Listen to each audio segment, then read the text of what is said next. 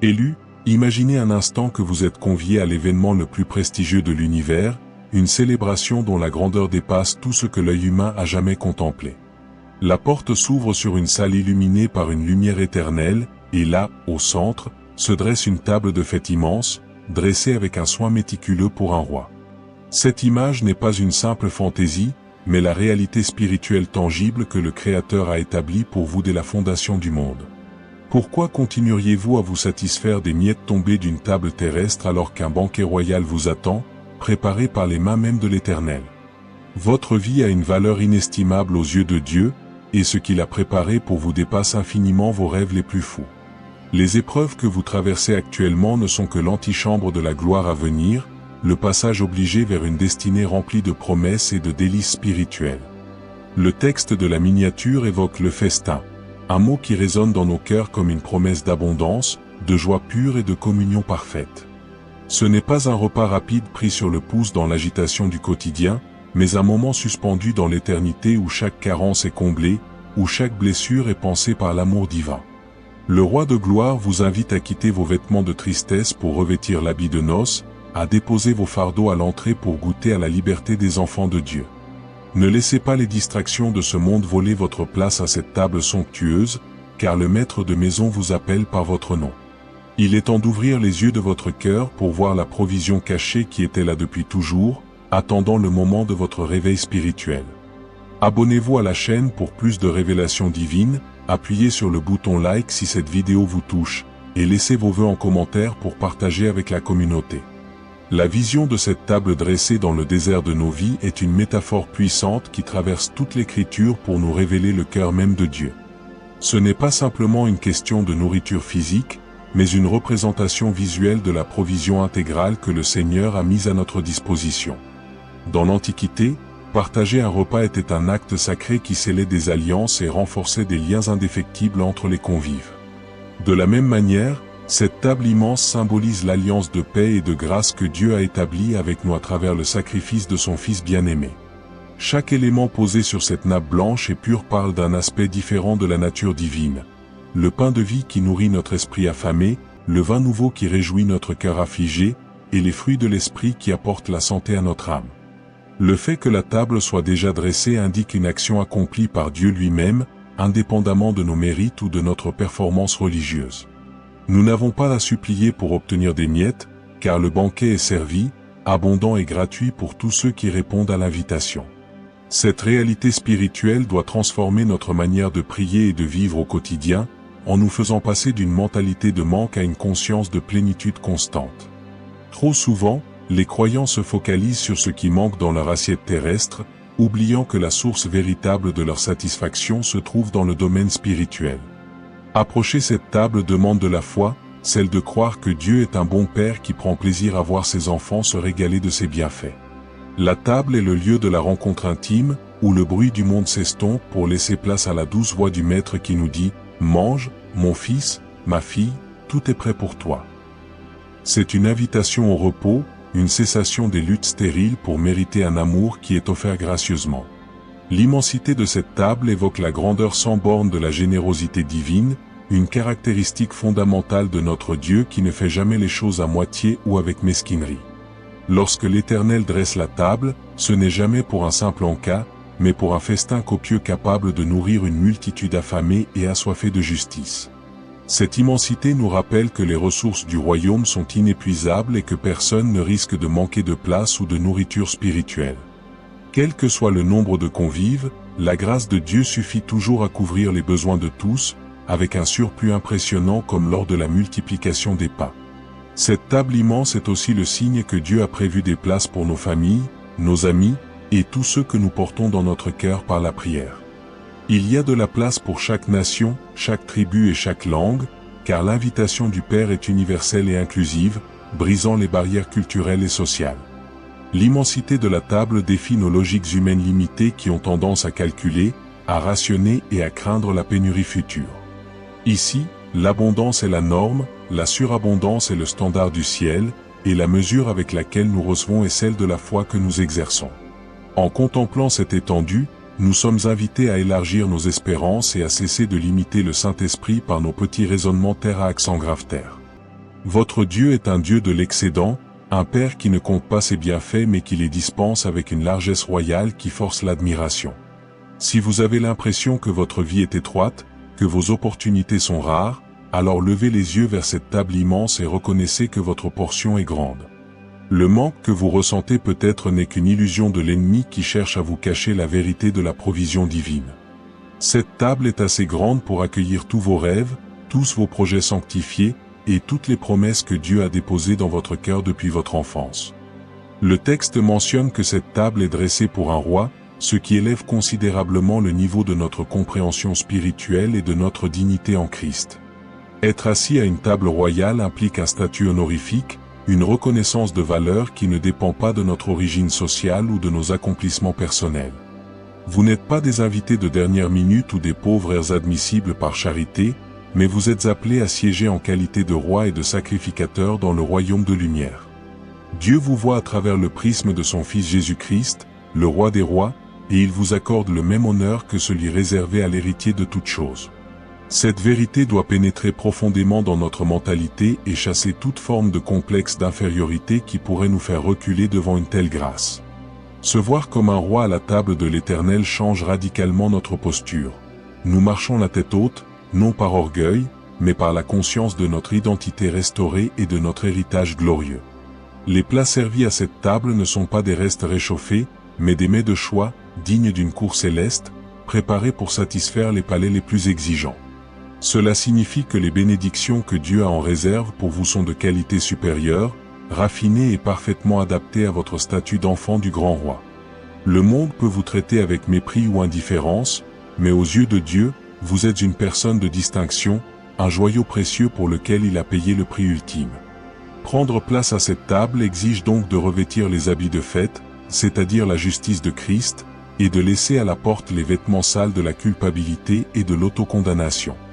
Vous êtes royalty, élu pour régner sur la vie par un seul, Jésus-Christ, et cette table est le lieu où vous exercez votre autorité en recevant avec gratitude les richesses de la grâce. Le terme festin utilisé dans la miniature suggère une atmosphère de célébration intense, de joie explosive et de communion fraternelle, bien loin de la tristesse religieuse qui affecte parfois nos assemblées. Dieu n'est pas un père triste ou un tyran austère qui surveille chaque bouchée que nous prenons avec suspicion ou désapprobation constante. Au contraire, il est le Dieu de la fête, celui qui court vers le Fils prodigue pour organiser un banquet mémorable à son retour, tuant le veau gras pour célébrer la vie retrouvée. Cette table est un lieu de réjouissance où les larmes de la repentance se transforment en chants de louange et en danse de triomphe sur l'ennemi. Participer à ce festin spirituel signifie que nous acceptons de laisser à l'extérieur nos soucis, nos angoisses et nos plaintes amères pour entrer dans la joie du maître de maison. La tristesse est souvent le résultat d'un regard fixé sur nos problèmes, tandis que la joie du festin naît d'une focalisation sur la bonté et la fidélité de l'hôte divin. Les élus sont appelés à être des personnes joyeuses, des porteurs de lumière qui reflètent l'atmosphère festive du royaume dans un monde plongé dans les ténèbres du désespoir. Cette célébration n'est pas superficielle ou déconnectée de la réalité, mais elle puise sa source dans la certitude de la victoire finale et de l'amour éternel de Dieu.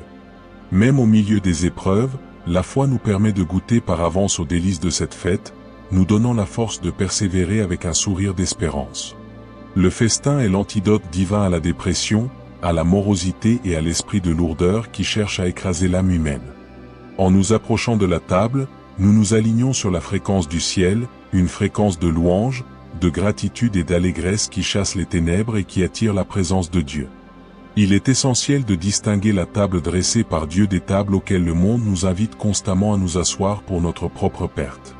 Le monde offre des festins trompeurs, des plaisirs éphémères qui flattent les sens mais qui laissent l'âme vide, affamée et souvent meurtrie par les conséquences du péché. À la table du monde, on sert l'avidité, l'envie, l'orgueil et les désirs charnels qui promettent le bonheur mais qui livrent finalement l'amertume et la solitude. En revanche, la table dressée pour un roi par l'Éternel propose une nourriture qui purifie, qui édifie et qui conduit à la vie éternelle dans la plénitude de la joie. Choisir de s'asseoir à la table de Dieu implique un refus conscient de se laisser séduire par les mets empoisonnés de la culture ambiante qui ignore les principes divins. Ce choix n'est pas une privation, mais une promotion, un accès à une qualité de vie supérieure qui satisfait les profondeurs de l'être là où les substituts du monde échouent misérablement. Le chrétien doit être discernant et savoir identifier la source de ce qu'il consomme, que ce soit au niveau des médias, des relations ou des activités de loisirs. Tout ne vient pas de Dieu, et certaines tables sont des pièges tendus par l'ennemi pour détourner les élus de leur destinée glorieuse et les enchaîner dans des dépendances destructrices. La table divine est un lieu de liberté où l'on n'est pas esclave de ses appétits, mais où l'on est libre de jouir des dons de Dieu avec reconnaissance et modération. Comparer les deux tables permet de réaliser la folie de choisir les ordures du monde alors qu'un banquet de grâce nous est gracieusement offert par un Père aimant. La satisfaction trouvée à la table de Dieu est durable, elle construit un caractère solide et elle prépare pour l'éternité, contrairement au plaisir du péché qui ne dure qu'un instant. Qui sont les invités à ce festin somptueux, et quelles sont les conditions pour y accéder selon la sagesse divine? Contrairement aux critères humains qui privilégient la richesse, la beauté, le pouvoir ou l'influence sociale, la table de Dieu accueille ceux qui ont faim et soif de justice. Les invités de marque dans le royaume sont souvent les pauvres en esprit, ceux qui sont brisés de cœur, les marginalisés et les pécheurs repentis qui reconnaissent leurs besoins de grâce. Cette réalité est un scandale pour l'orgueil humain qui cherche à mériter sa place par des œuvres ou par une moralité irréprochable et ostentatoire. Dieu a choisi ce qui est fol aux yeux du monde pour confondre les sages, et sa table est le lieu par excellence où cette inversion des valeurs opère de manière éclatante. Vous qui vous sentez indigne, vous qui traînez un lourd passé d'échecs et de honte, sachez que votre nom est écrit en lettres d'or sur le dossier de votre siège. L'invitation est lancée à tous, sans distinction de race, de langue ou de culture, car le sang de Christ a effacé toutes les lignes de séparation qui divisaient l'humanité. Venir à cette table nécessite un vêtement de noces, la justice de Christ, qui est offerte gratuitement à quiconque croit en l'œuvre rédemptrice de la croix. Il n'y a pas de place pour l'arrogance à ce festin, car nous sommes tous des pécheurs sauvés par grâce, assis côte à côte sur un pied d'égalité totale. La diversité des convives reflète la richesse de la création de Dieu et la puissance de l'Évangile à unir des personnes que tout semblait opposer dans un lien parfait de paix. Votre passé ne vous disqualifie pas, bien au contraire, il devient le témoignage de la puissance transformatrice de l'amour divin qui vous a tiré de la fosse pour vous asseoir avec les princes. Examinons avec attention le menu exquis de ce banquet céleste, car ce qui est servi à la table du roi a le pouvoir de transformer radicalement notre existence. Le plat principal est sans aucun doute le pain de vie, Jésus-Christ lui-même, qui nourrit notre esprit et nous donne la force de vivre une vie sainte et victorieuse. Ce pain n'est pas une nourriture périssable, mais une parole vivante qui pénètre jusqu'à la division de l'âme et de l'esprit, apportant guérison, direction et réconfort dans les moments les plus sombres.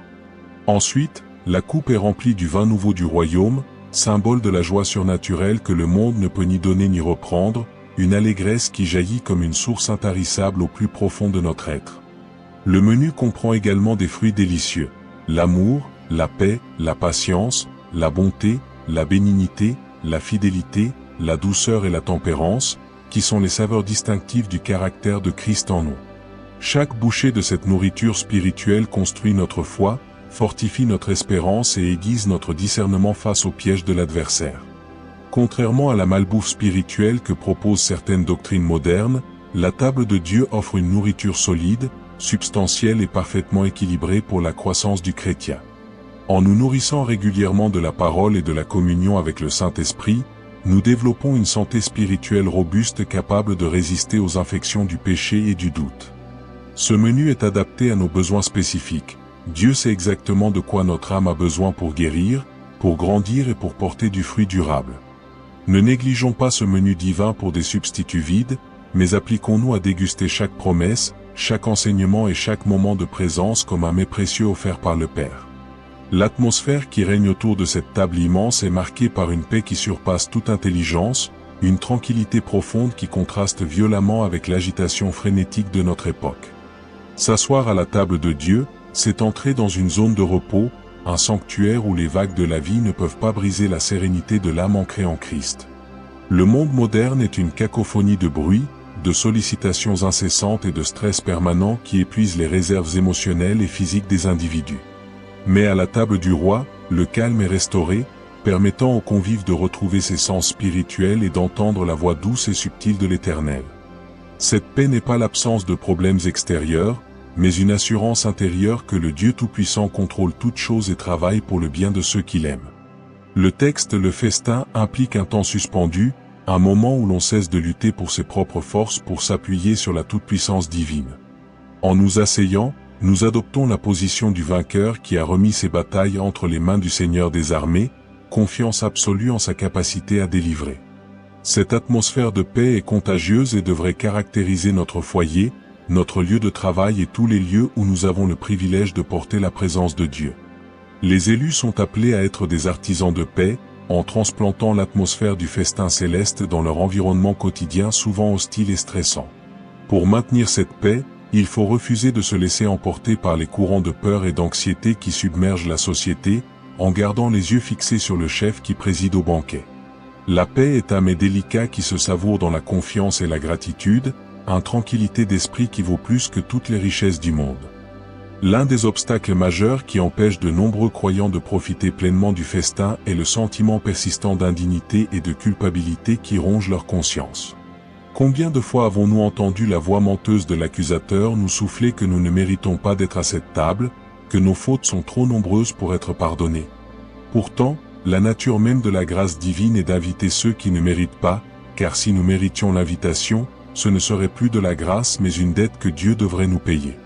La table est dressée non pour des justes, mais pour des pécheurs que Dieu a justifiés gratuitement par la foi en Jésus-Christ, le parfait rédempteur de l'humanité. Ce sentiment d'indignité est une insulte à l'œuvre de la croix, car elle sous-entend que le sacrifice de Christ n'a pas été suffisant pour effacer nos transgressions.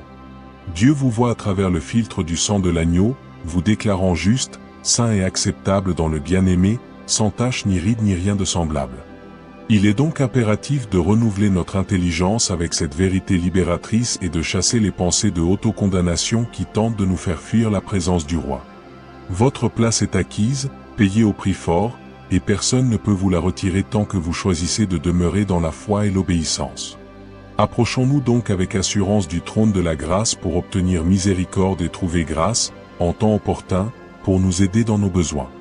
La table est un lieu de restauration pour ceux qui se sentent brisés, pas un tribunal de condamnation pour ceux qui échouent occasionnellement dans leur marche.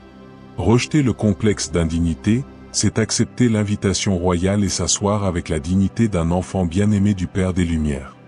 La préparation d'un tel festin n'est pas une improvisation de dernière minute, mais le résultat d'un plan éternel orchestré par la sagesse infinie de Dieu. Bien avant que vous ne soyez formés dans le sein de votre mère, Dieu avait déjà commencé à dresser cette table, prévoyant chaque détail de votre destinée avec une précision horlogère. Cette vérité nous rassure sur le fait que notre vie n'est pas une suite de hasards ou de coïncidences malheureuses, mais un chemin tracé par un architecte divin qui connaît la fin dès le commencement. Le temps que nous traversons actuellement, avec ses défis et ses attentes, fait partie intégrante du processus de préparation pour nous rendre capables de gérer la gloire à venir. Dieu utilise les saisons de notre vie pour cuire les mets, pour assaisonner notre caractère et pour nous rendre aptes à apprécier les délices du royaume avec maturité. Il ne sert aucun plat qui n'est pas parfaitement cuit, ce qui explique parfois les délais dans l'accomplissement de ces promesses que nous ne comprenons pas toujours. Ce que nous percevons comme un retard est en réalité un temps de maturation nécessaire pour que la bénédiction ne nous détruise pas par une indigestion spirituelle prématurée. Les éléments sur la table sont le fruit de l'œuvre de Christ à la croix, combiné avec les expériences de notre marche avec Dieu, le tout créant un menu unique pour notre vie. Comprendre cette préparation nous aide à patienter avec espérance, sachant que Dieu ne nous oublie jamais et qu'il travaille en coulisses pour notre plus grand bien. Chaque épreuve surmontée ajoute une épice à notre témoignage, chaque victoire remportée ajoute une saveur nouvelle à notre communion avec le Saint-Esprit. Une des révélations les plus puissantes concernant cette table se trouve dans le psaume 23, où le psalmiste déclare « Tu dresses devant moi une table, en présence de mes adversaires ».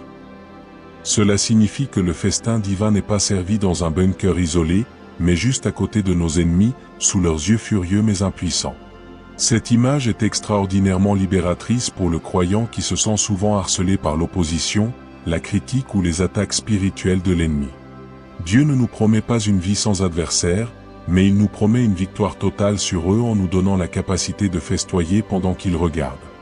Tant que vous restez assis à la table du roi, vos ennemis ne peuvent pas vous toucher, car vous êtes sous la protection de l'autorité suprême de l'univers. Leur présence même sert de témoignage à la fidélité de Dieu qui vous honore publiquement malgré les machinations des ténèbres contre votre destinée. S'asseoir à cette table est un acte de foi qui déclare que la menace de l'ennemi est nulle face à la souveraineté de votre Père céleste qui veille sur vous. Au lieu de nous concentrer sur nos ennemis et de nous laisser paralyser par la peur, nous devons nous concentrer sur la table et sur l'hôte qui nous invite à manger. La table est un lieu d'autorité où nous exerçons notre domination sur les circonstances en refusant d'interrompre le repas pour des combats que Dieu a déjà gagnés. Laissez vos ennemis observer votre joie, votre paix et votre prospérité, car c'est là la plus grande défaite qui puisse leur être infligée par la grâce de Dieu. Votre attitude de festin en présence de l'adversité est une proclamation puissante de votre confiance inébranlable en la protection divine. Le festin préparé par Dieu a pour but principal la restauration intégrale de l'être humain, cette œuvre de reconstruction que seul l'Esprit du Seigneur peut accomplir parfaitement. Notre âme est souvent meurtrie par les traumatismes du passé, les déceptions relationnelles, les échecs professionnels et les injustices subies au cours de notre pèlerinage terrestre. En nous invitant à sa table, Dieu nous offre un espace sécurisé pour déposer ses fardeaux et recevoir en échange la guérison, le réconfort et une identité renouvelée. Chaque bouchée prise dans la présence de Dieu apporte une guérison spécifique, une huile apaisante sur les plaies ouvertes de notre cœur et de notre esprit. Le texte de la miniature, le festin, peut être lu comme une invitation à une thérapie divine, à un processus de restauration qui nourrit les parties affamées et blessées de notre être. Le monde offre des anesthésiques pour oublier la douleur, comme l'alcool, les drogues ou les divertissements compulsifs, mais Dieu offre une guérison réelle qui supprime la cause de la souffrance. À sa table, nous apprenons à nous voir comme il nous voit, des créatures nouvelles, précieuses et destinées à la gloire, libérées des étiquettes négatives collées par la société ou par nous-mêmes. La restauration de l'âme passe par l'ingestion de la parole de vérité qui déconstruit les mensonges qui nous ont maintenus captifs et qui édifie une fondation solide pour l'avenir. Prendre le temps de festoyer avec Dieu est un investissement dans notre santé spirituelle et émotionnelle, une discipline essentielle pour rester debout dans un monde qui cherche constamment à nous abattre.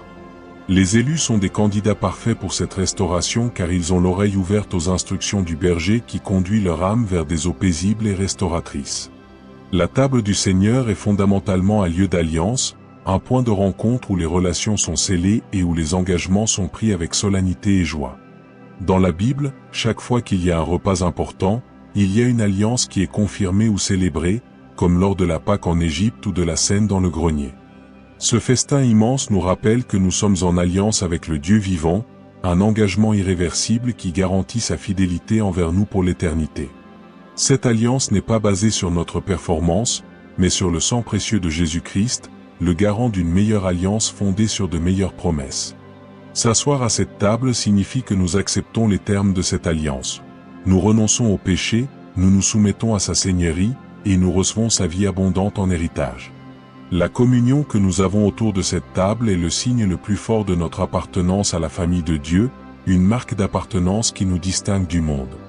En mangeant le pain et en buvant la coupe, nous proclamons la mort du Seigneur jusqu'à ce qu'il vienne, réaffirmant notre allégeance à notre Roi et Sauveur bien-aimé. Cette dimension d'alliance donne une profondeur sacrée à notre vie quotidienne, car nous savons que nous ne sommes pas seuls mais accompagnés d'un Dieu qui veille sur sa parole pour l'accomplir. Chaque repas spirituel à sa table est un rappel de ses promesses immuables et une occasion de renouveler notre engagement à le suivre avec ferveur et loyauté. L'alliance de la table nous protège, nous guide et nous assure un avenir glorieux, car Dieu ne peut se renier lui-même ni rompre ce qu'il a juré par lui-même. Le passage de la famine à l'abondance est le thème central de l'expérience spirituelle que Dieu désire pour ses enfants, une transition radicale de l'insécurité à la plénitude. Beaucoup vivent leur foi comme une suite de restrictions, de jeûnes non choisis et de disettes spirituelles, ignorant que le cœur du Père est de les nourrir copieusement. La table dressée pour un roi est l'antithèse de la famine, une proclamation que Dieu a suffisamment de ressources pour combler tout manque dans notre vie actuelle. Ce que Dieu a préparé pour toi est incroyable parce qu'il transforme vos vallées de sécheresse en sources d'eau vive et vos déserts en jardins luxuriants et fertiles. Ce changement d'état demande un changement de mentalité. Cessez de se voir comme des orphelins affamés et commencez à se voir comme des fils et filles héritiers de tout. Le monde est frappé de famine spirituelle, cherchant désespérément du sens dans des philosophies vides et des plaisirs éphémères qui ne rassasient jamais l'âme. Mais les élus ont accès à une table qui ignore la crise économique, la pénurie alimentaire et la rareté des ressources, car leur source est surnaturelle et inépuisable. Entrer dans cette dimension de festin implique de fermer la porte à la mentalité de victime pour embrasser la mentalité de vainqueur qui sait prendre ce qui lui est donné. Dieu veut vous surprendre par son excédent, vous faire découvrir des saveurs de grâce que vous n'avez jamais goûtées auparavant dans votre marche chrétienne. La famine est souvent un état d'esprit plus qu'une réalité objective pour le croyant, car en Christ, nous avons tout pleinement et rien ne nous manque pour la vie et la piété. Passez de la survie à la prospérité de l'âme en prenant pleinement votre place au banquet que le roi a spécifiquement organisé en votre honneur. Il est crucial de comprendre que ce festin n'est pas une promesse différée pour le ciel seulement, mais une réalité tangible à expérimenter dès maintenant sur cette terre. Nous avons tendance à reporter toutes les bénédictions de Dieu à l'au-delà, nous privant ainsi des richesses du royaume qui sont disponibles pour notre présent terrestre. La table est dressée aujourd'hui, la nourriture est prête maintenant, et l'invitation est lancée pour l'instant présent, non pour un futur hypothétique et lointain. Vivre avec la perspective du festin présent change notre quotidien morne en une série d'occasions de rencontrer Dieu et de goûter à sa bonté dans les moindres détails. Le psaume 23 dit « Ma coupe déborde, au présent, et le bonheur et la grâce m'accompagnent tous les jours de ma vie », affichant une actualité immédiate de la faveur divine. Les élus sont appelés à manifester les fruits du festin dans leur vie de tous les jours.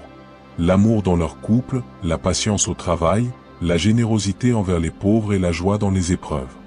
Ce festin est une ressource pour affronter les défis actuels, un réservoir de force qui se renouvelle chaque matin par la prière et la méditation de la parole.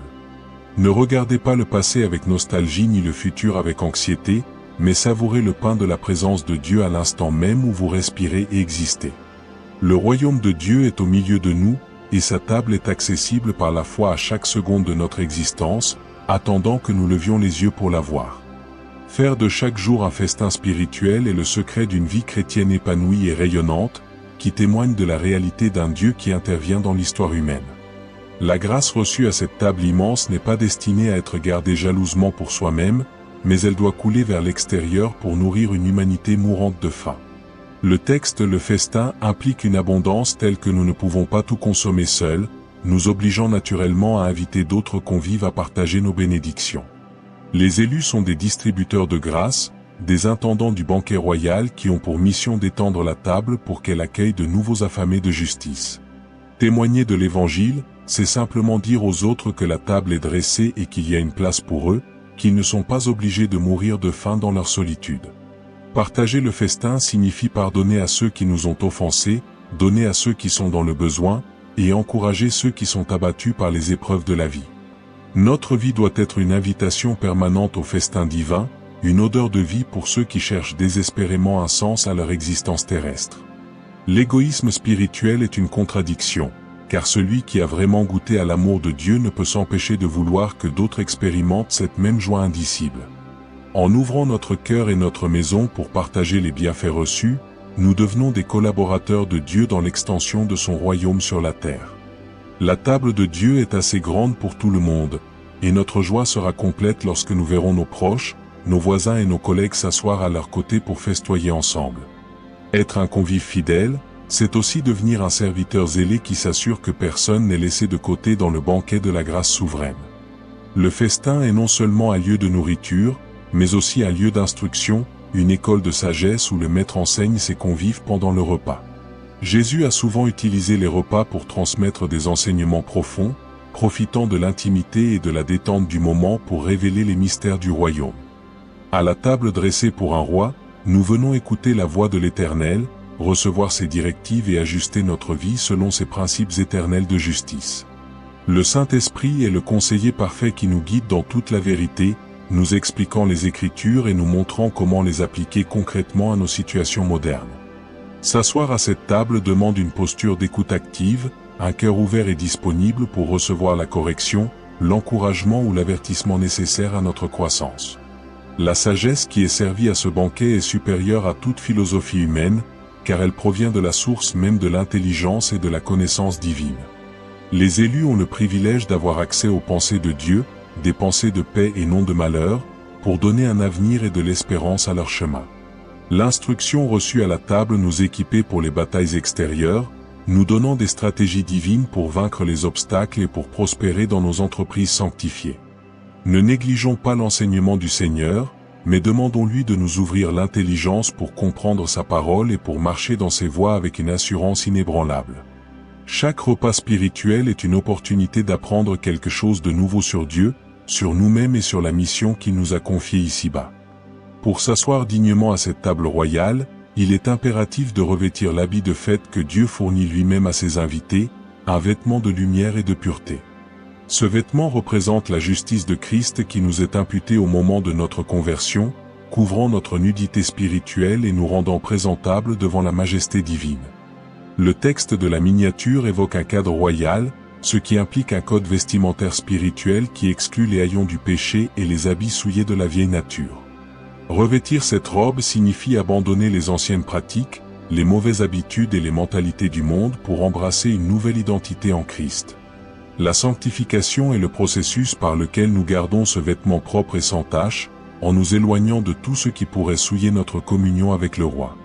Dieu ne nous demande pas de nous nettoyer nous-mêmes par nos propres efforts, ce qui est impossible, mais de nous approcher de lui pour être lavés par le sang de l'agneau et purifiés par sa parole.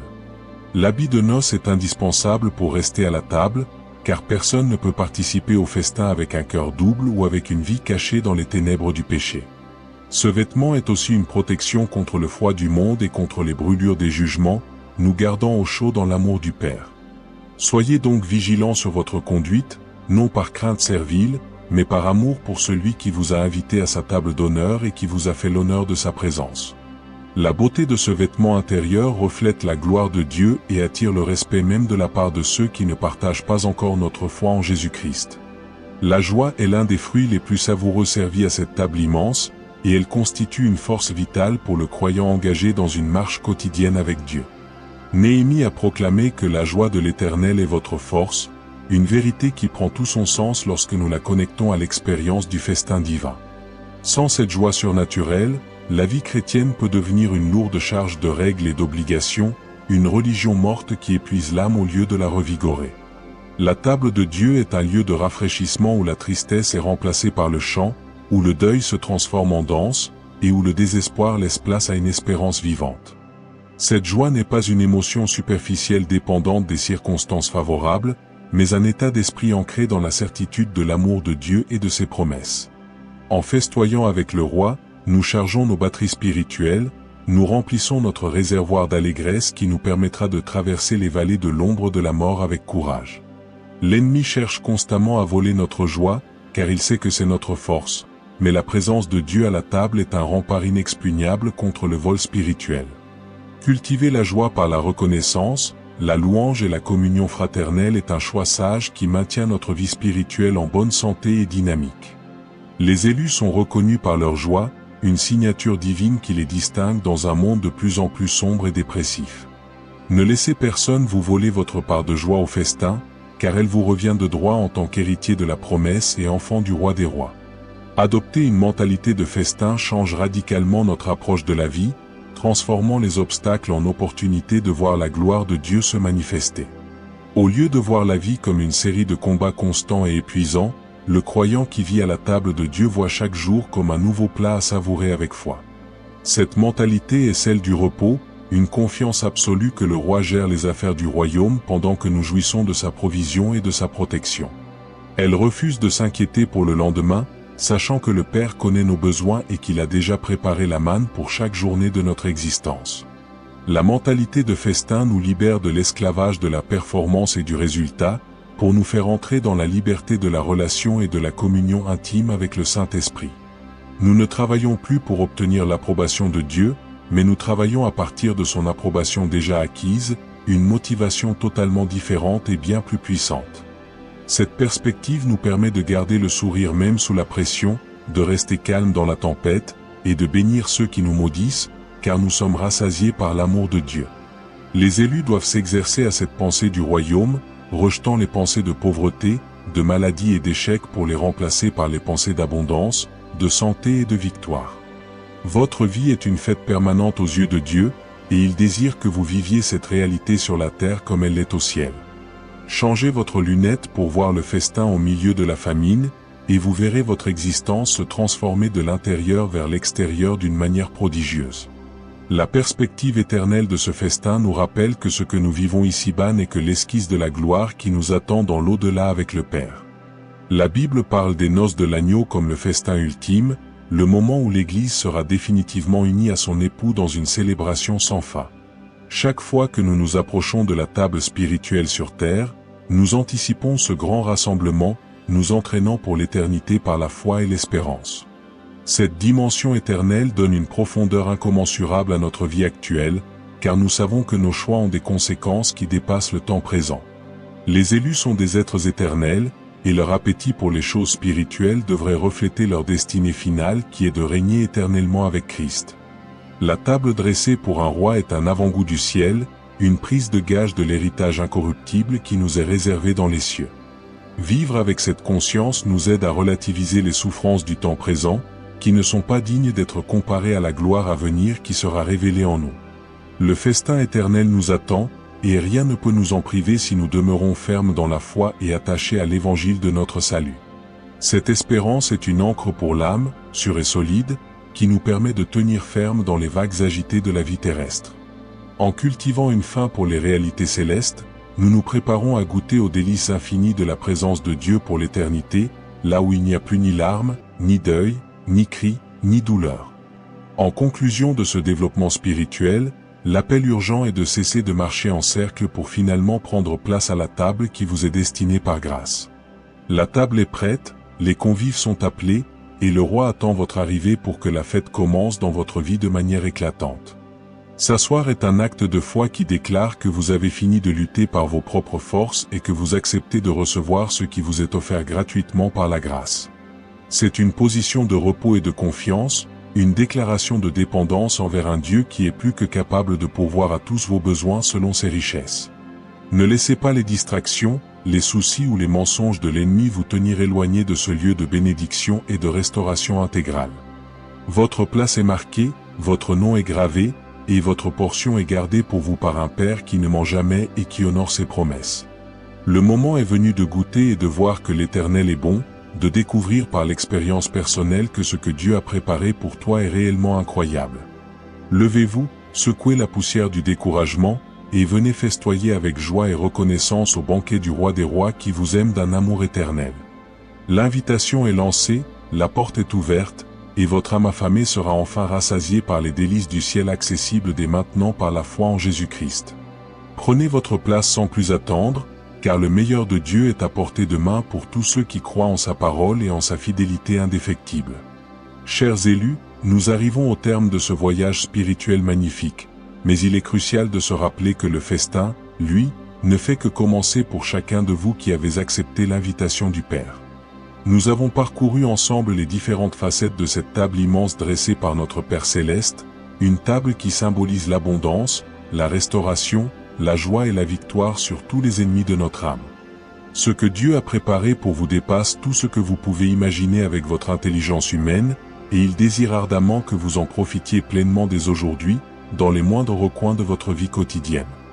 N'oubliez jamais que vous avez une place réservée de toute éternité, que votre identité est royale et non misérable, et que la provision de Dieu ne manquera jamais pour ceux qui mettent leur confiance en lui sans réserve.